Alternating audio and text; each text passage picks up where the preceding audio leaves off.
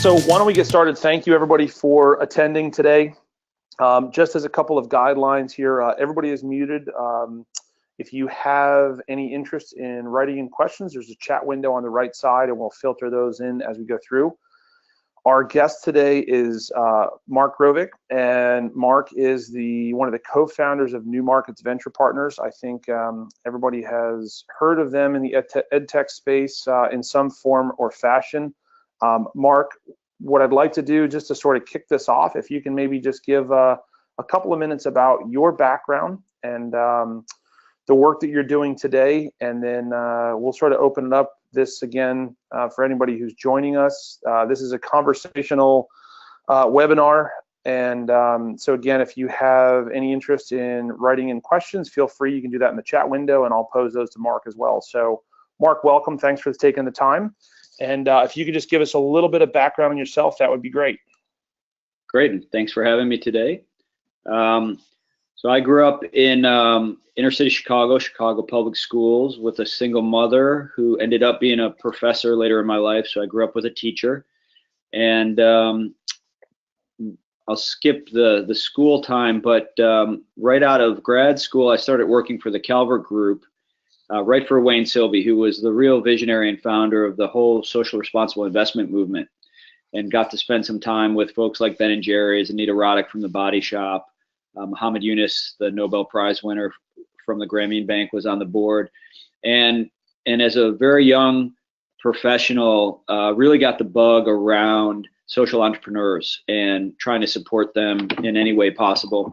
So with Calvert, we did a fund for Eastern Europe right when the wall came down, and Templeton ended up taking that fund over, and I went to work for Templeton, first in New York, then in Eastern Europe.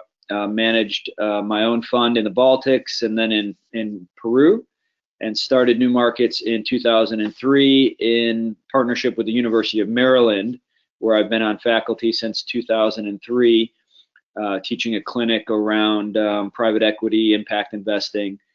And New Markets is on its fourth fund now.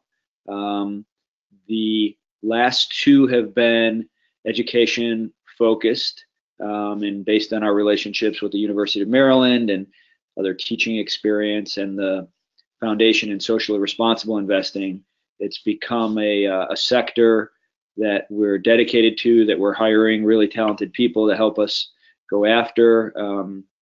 10 years later, I think we're becoming very effective board members and investors in the space, and we're measuring financial returns and impact very closely. Great. That's great. So take us back 10 years ago, and just so we can sort of get a sense of how much the EdTech landscape has changed. Where were we 10 years ago, and sort of how does that lead up to where we are today? And I guess the second part of that question is, are we currently in sort of still a horse and buggy type of an environment? Is it a Model T? Is it a Tesla? If you can sort of talk maybe about the landscape from 10 years ago to now, that would be, I think, great for the audience.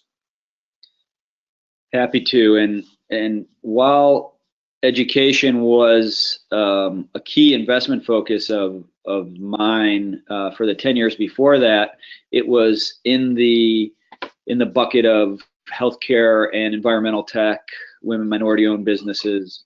And so when I started laser focusing 10 years ago on education, I had a pretty steep learning curve in terms of what changes were going on.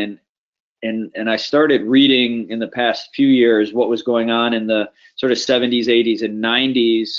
So I knew exactly kind of how much had changed and how much of it was my exposure to the space in terms of learning what was new and exciting. And recently I've been reading a lot of the different cycles that VOCAD has gone through, for example. So 10 years ago, I had a very biased perspective, diving deep into the space and getting excited about some potential changes, and they may or may not have been present for a long time before that. So I just wanted to give that caveat. One place to just dive in would be the example of a learning management system. As one of our first education investments, we invested in a provider of Moodle called Moodle Rooms, and Moodle's an open source learning management system for higher ed. Blackboard had been a home run investment for some local friends of mine called Novak Biddle. I knew Michael Chasen and Matt Patinsky pretty well, and we had watched that sort of get tremendous market share. And then open source, more dynamic opportunities started to erode that market share, and we invested in one of the competitors that had a more dynamic open source community around it, and Blackboard ended up buying it. It was a good investment, and it was one of my initial exposures to a dedicated focus in education. And so, if you use that as a gating analogy, the learning management system space has gone from nascent to mature to crowded on some of the industry timeline charts. You could think that it's pretty mature in some ways, and now there's Instructure's IPO, and it'd be hard to stand up an LMS right now, head-to-head competition. And then that hasn't stopped a ton of smaller players from going after the space.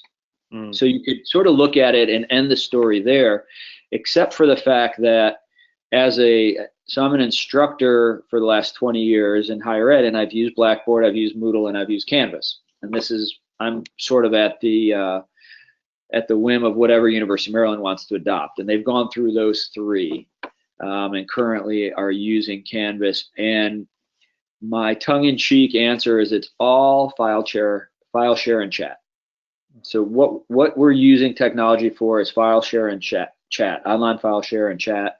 My kids are using different aspects of Google Classrooms or recently Instructure, and they've had Edline sorts of things. So my point is, while having an online file share and a chat function has added enormous value to my ability to improve outcomes for my students.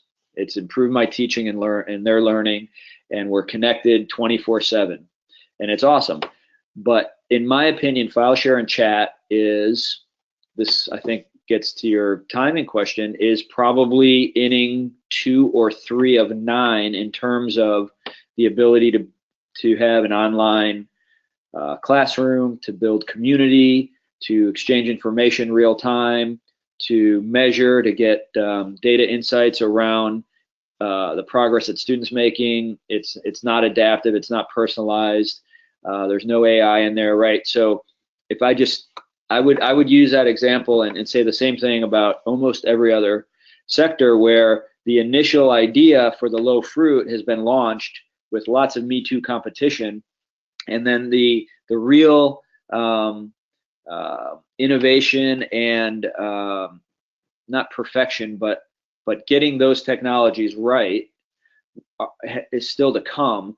Plus, the real value that they have to offer is to be unlocked. So I could tell that same story for something like big data retention solutions that we invest in, where the low fruits been identified, the students that were not identified as heading towards a problem can now be identified. And so that's a huge step forward in the industry. Those companies are doing really well. There's some leaders, there's some fast followers, but the idea of the next level of identification and any sort of really effective automated intervention is still really nascent. So I think those stories parallel each other, and I could try and stretch and apply it to your car analogy, but I'm not sure I would do a good job of it. No, that's okay. The baseball. I would say Model T, not horse and buggy anymore. Right, not Tesla yet though. So you had talked about innovations. So in sort of a broad sense, I think we know a lot of the pain points that higher education is facing today. What's an example of one of those and something that you see as really innovative and maybe ahead of the curve, so the audience today can really sort of understand, wow, there's some cool things that might be coming 3, 5, 10 years down the line? So is your question some really cool technology I'm seeing that's ahead of the curve? Yes. And like what are the innovative things that you're seeing out there? And maybe not necessarily company names, but solutions to big problems in the market. Yep. So on On the K-12 side, I think we're right at the cusp of having engaging digital content that the students are interacting with, such that there's real-time data on how the student's performing. So not only formative assessments with real-time data, but actual moving away from the need to have a separate assessment, so that the interaction with the content throws off the data needed to assess the student, and then real-time interventions where more targeted content will be delivered to the student based upon that data feed, and that intervention can then be applied not only to an individual student, but maybe there's a classroom level issue happening, maybe it needs professional development at the teacher level on that same kind of learning object. So I see people getting there in terms of that feedback loop on data. In the meantime, the engagement rates are getting better in terms of gamification and virtual project-based interaction with that content in K-12, and then the data analysis, and then the interventions in terms of kind of what works in measuring different types of intervention. Some really neat stuff going on the social emotional side as well as part of that strategy. So that's the first thing that comes to mind on K-12. And then in higher ed, I would, again, I could probably do a top 10 list in K-12 and higher ed, but the first thing that comes to mind in higher ed would be the competency-based focus, where there's more structure and detail put around specific skills that are relevant to employers, and then backwards engineering those towards the learning objects and the outcome that could train and validate those skills, and then trying to create some of those pathways, I think is still to come. That's interesting. I'm gonna break for a second because we're getting some questions that are coming in, and I think this is a good one. What's one of the companies that you've passed on and you wish you wouldn't have, whether it was 10 years ago or last week? What's the one that got away? Probably I would say 2U. Katzman's company, we're investors with John now in his new Noodle initiatives, but when 2U came to us and said we're going to spend $25 million to launch USC's online social work program, I said, you're crazy. Intensive, and right. We're going to get into a black hole of a hype deal with the rock star CEO, but it just seems like we're throwing a ton of money. And I'll just cut to the chase, but in the first year, the metrics were amazing. They had 2,500 students paying $40,000. So it threw off $100 million. It was a 50-50 rev share. So that 25 million returned 50 to 2U the first year, and 85% of students who took that online degree from geographic dispersion across the country flew to Southern California to walk in graduation because they felt that connected to that program. So that was an interesting outcome, and obviously 2U is a multi-billion-dollar company, and people who invested made a lot of money.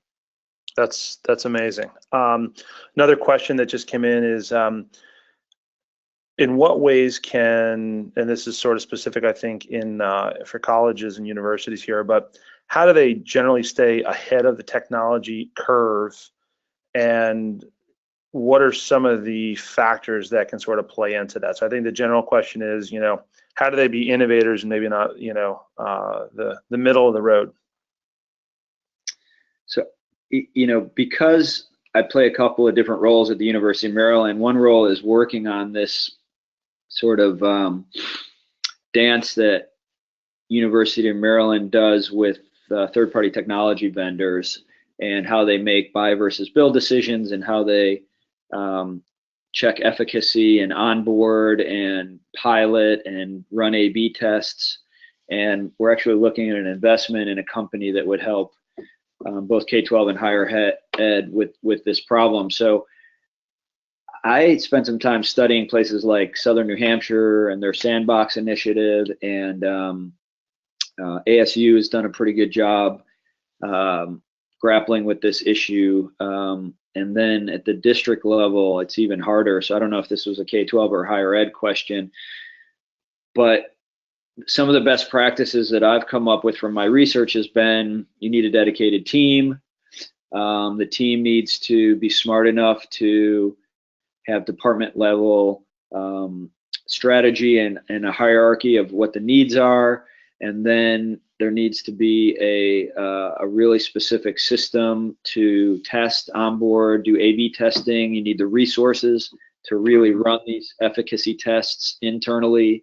The pitches from the companies and the pilots and the case studies the companies present, the third-party vendors, need to be highly tailored towards the buyer, the university, so that they can do a plug-and-play proof of concept. Those are some of the best practices that I've seen. That's working with as many third-party efficacy institutions. Like I'm on the board of Jefferson Accelerator, and their whole incubation idea is just to get A/B tests done for third parties with credible higher ed institutions. Mm-hmm. So I sort of wrote my own question, and so this is sort of selfish in some ways, but where do you see the landscape going? And obviously with Ecovate, this is a conversation that we're in every single day. When you start to think about building successful student outcomes and employability, where do you see that conversation happening, and what do you see out in the market that's trying to really move the needle? And that's not a self-serving question to plug Ecovate, but just you and I have talked about this and had some really exciting conversations around it. And it seems to me like there's a much bigger dialogue around not only getting these students, retaining them, but getting them to graduate and then getting them jobs. And there's a whole conversation around student debt, and not really a question, but a statement that you can weigh in on. Yeah, it's a big question, because at the heart is some real questions about higher ed. So we can talk about things like affordable excellence at the higher ed level, different models that people are trying, like ASU, to make it more affordable, more accessible, and then there's the skills gap conversation that we can have in terms of, if and when people do get through the system, are they employable? And Jeff Slingo's written some neat stuff around that has to do with their credential and the lack of debt and their job experience, and not necessarily where they went to school or the BA paper itself. And Anthony Carnevale talking a lot about which major you do, and some really high ROI 2-year experiences that people can have that actually end up better economically for you than some 4-year experiences. So there's that whole context, and then there's the employer and who's doing a really good job sort of serving their needs, matching. There's a lot of interesting technologies that are trying to screen people for employers. And my question there is always, are you providing actionable data to the employer that's really helping them? And then can you measure success of your group versus other people? And people are having a hard time sort of getting longitudinal results from the people they're screening and recommending. So that whole industry is really nascent, and tons of logos on the CB Insight, sort of who's doing this matching. So there's a lot of noise there. And one thing I really like that I think is going to morph into bridging this gap, so I'm glad I luckily saved it for last, is a sort of competency-based approach that some higher ed institutions are taking, like Capella. Doing a really good job with stackability and assessment, rolling admissions, assessing prior knowledge, being able to know which competencies you're showing up with, which ones you need to be educated on, and starting to see some flexibility around financial aid to follow some of those models. Southern New Hampshire, also Western governors. That's interesting. And then on the employer side, do you see them, you talk about skills gap. Do you see them being excited about, hey, you got a degree from, XY university, or are they starting to really move towards, no, we actually are more interested in the skills and experiences that you have versus the degree or the brand that you have? The two places I've seen the quickest movement in the employer section, and again, I'll have to admit maybe a 2 or 3 year laser focus on this, as opposed to something I know a little more about. So I'm just learning along with the rest of us. But with that caveat, the movement I've seen on skills-based hiring has been either an entry level where they were always challenged to have people show up with a BA, or in the tech space, so the coding and the some data science. And I think we think a lot about how things like General Assembly and those models can extrapolate to other skills. Are there certain places where employers are going to stay stuck around the BA?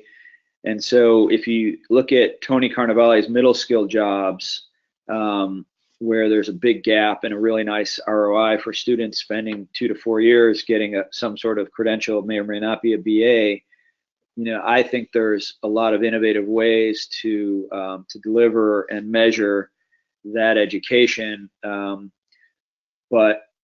I think Udacity just stepped firmly into that ring as well, disavowing the MOOC structure, and they're really moving into that. But I haven't seen too much outside of sort of the entry level. And I'll make a joke, but I've seen companies where they show a welding video and give a welding credential, and that's not really moving the needle. Right. But on the other hand, there's some neat technology around mobile-based applications where really the behavior that's being measured is the way that people are interacting with the app, and not necessarily the content they're putting in there. And you start getting some correlations. And again, on the social emotional side, some really nice vetting and training and insights that I've seen a couple of our companies working on that space as well. That's great. One other question here, and then we can wrap up here so we stick on our time. One of the questions is around ACT and SAT and how relevant they are and will continue to be, and sort of how valued they are moving forward. Well, I don't think this is any secret, but ACT recently made a big investment with us. And part of their strategy is they have a pretty dynamic WorkKeys infrastructure where they're trying to assess and measure skills. And so while I'm sure that they are focused on grabbing an increasingly large share of the assessment market for college admittance, I do know that a big part of their strategy for the future is a skills-based assessment. Right. And I did read about that, and I know that a lot of the conversations that I've heard out in the market is, the standardized tests are not what they used to be, and they're looking at more of a holistic view. And I think parents and the K-12 space, they're also looking at valuing the whole individual and what's going to make them successful, and not just their SAT or ACT or GPA. That's great. We're about at our time, and I like to keep these on track. Any closing thoughts, any closing statements about the future of EdTech and things that we should all be thinking about? No, for us, the last 10 years has resulted in 19 million students on the portfolio companies' platforms, and lots of good measurable outcomes, and people completing high school or stopped from dropping out of college, or math test scores going up. But the real sort of skills gap and achievement gap still exists out there, and I think there's an amazing opportunity for people to still make a huge difference through innovative business models and innovations. And I think those problems are more painful for K-12 higher ed, more painful politically today than they ever have been.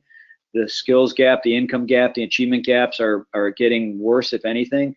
So that, I think that does create a really, it's problematic for us as a society, but it's really a huge opportunity for social entrepreneurs to make some big strides still. So I back to your initial question, I think we're in inning 1 or 2, and I think maybe this foundation of broadband and LMS infrastructure and connectivity really sets the stage for some dramatic improvements that are still largely in front of us.